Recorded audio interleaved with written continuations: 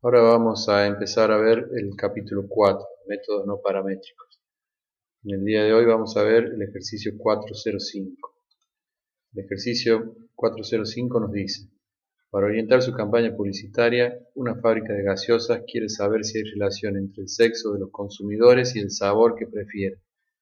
Para ello tomó una muestra aleatoria de 450 personas.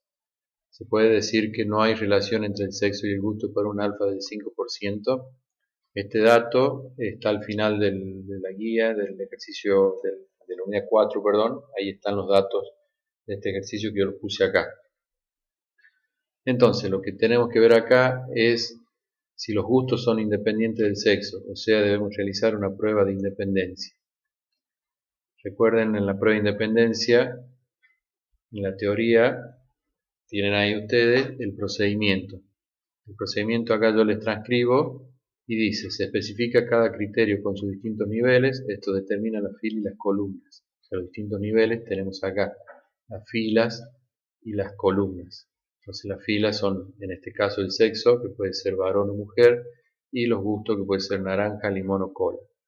Se registra en cada celda el número de individuos o entidades que satisfacen al nivel dado por la fila y la columna simultáneamente. Esto es el O sub ij, que es igual al n sub ij, que no es ni más ni menos que la frecuencia observada, es el cuerpo de la tabla.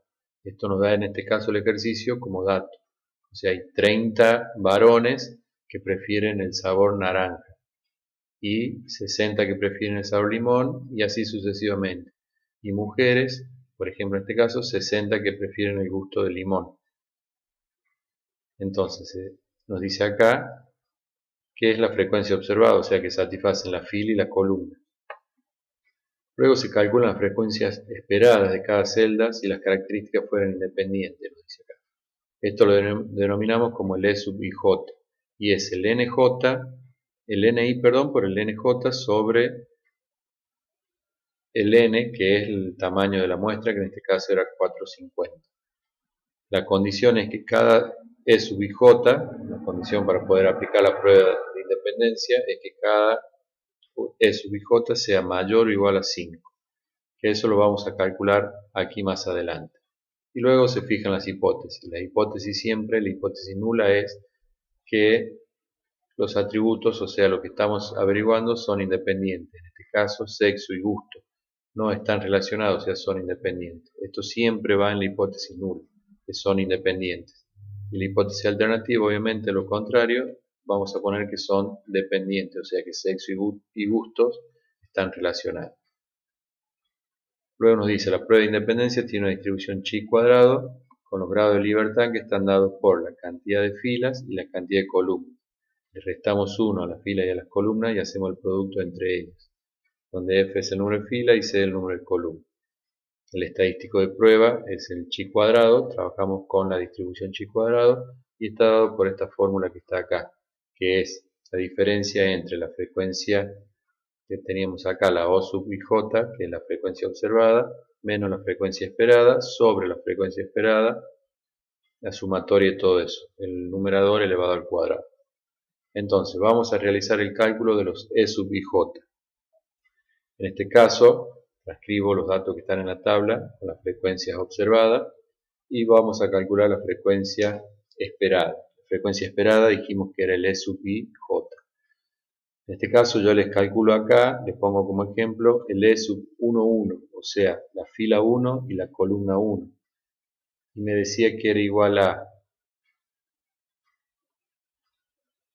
al N sub I por el N sub J sobre el N. En este caso, el O sub I, el N sub I es el total de la fila 1 y el N sub J el total de la columna 1. Entonces tenemos el N sub I, la fila 1, que es 200.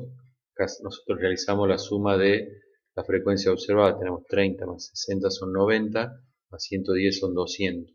Y el total de la columna, 30 más 20, 50, 60 más 60, 120, y así sucesivamente. Entonces, el E sub 11, en este caso, la frecuencia esperada de la celda 11, que serían los varones que les gusta el sabor naranja, está dado por el total de la fila 1, que es 200, por el total de la columna 1, perdón, que es 50, sobre el n, dijimos, y el n es el total de las observaciones, que es 450. El enunciado me decía que se tomaron como muestra 450 personas, entonces, que es el total de las filas y de las columnas. Entonces le sub 1, si realizamos esta operación, le va a dar 22,22.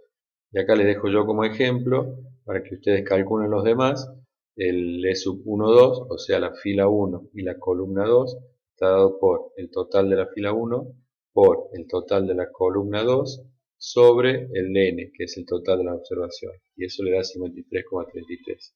Y así sucesivamente vamos completando el cuadro con las frecuencias esperadas.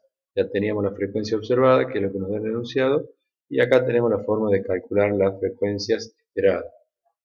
Luego debemos calcular el estadístico de prueba, que dijimos que estaba dado por esta función que tenemos acá.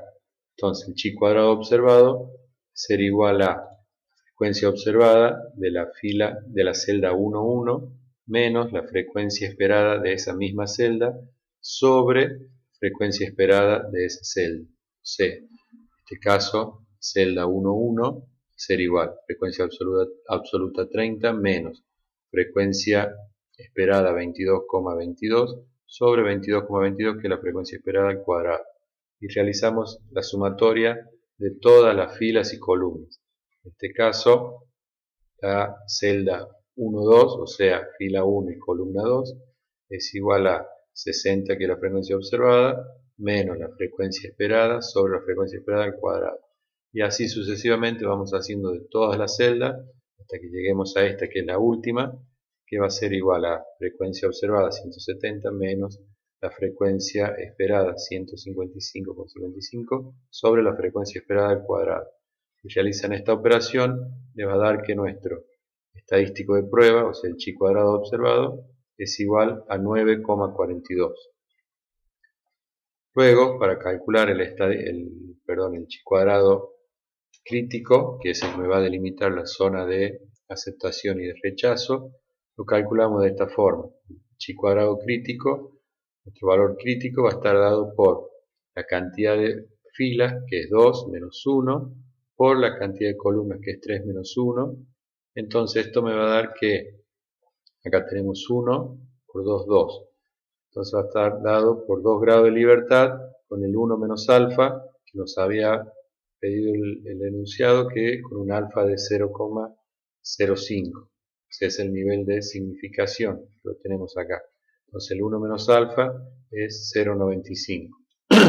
Entonces nosotros tenemos que ir a la tabla a buscar este valor crítico, que está dado por la distribución chi cuadrado con 2 grados de libertad y un nivel de confianza de 0,95. Recuerden que la distribución chi cuadrado acumula de 0 a la derecha hasta infinito. Entonces vamos a la tabla de distribución chi cuadrado y veamos si este valor que está acá es verídico. Entonces recuerden que vamos con 2 grados de libertad y un nivel de confianza de 0,95. Entonces venimos a la distribución chi cuadrado, acá tenemos los grados de libertad y tenemos acá 2. Y acá tenemos la función de acumulación hasta un cierto punto. Entonces con 2 grados de libertad, con una acumulación de 0,95, nos dice que el valor crítico que delimita la zona de aceptación y de rechazo es 5,991. Entonces ese es el valor que teníamos nosotros acá, que delimitaba la zona de aceptación y de rechazo. Entonces, teniendo este valor, decimos que la región de rechazo es a partir de ese valor hasta infinito. Recuerden que acá teníamos nosotros nuestro estadístico de prueba. Entonces vemos si este cae en región de aceptación o de rechazo, vemos si aceptamos o rechazamos las hipótesis. En este caso, nuestro estadístico de prueba, o sea el chi cuadrado observado, 9,42, pertenece a la región de rechazo, estará por acá aproximadamente. Entonces, esto me lleva a rechazar la hipótesis nula, Y la conclusión es que sexo y sabor son dependientes para un nivel de significación del 5%. Recuerden que la hipótesis nula me decía que sexo y gusto no están relacionados, o sea que son independientes. Al rechazar la hipótesis nula, estoy aceptando la hipótesis alternativa que me dice que sí están relacionados el sexo y el gusto, es decir, que son independientes. Y con eso cumplimos con la consigna que nos daba el ejercicio. Se puede decir que no hay relación entre sexo y gusto para un alfa de 0,05. En este caso decimos que sí hay relación.